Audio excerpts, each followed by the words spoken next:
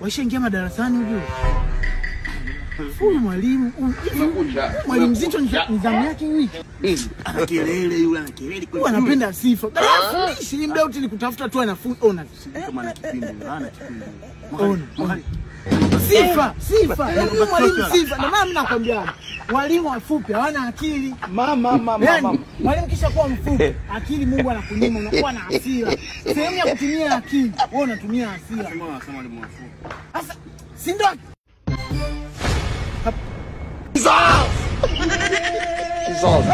Sema mfupi kama yeye. Mwalimu mfupi atakufanya nini? Rudi hapa. Mwalimu mfupi anaona nini? Mama.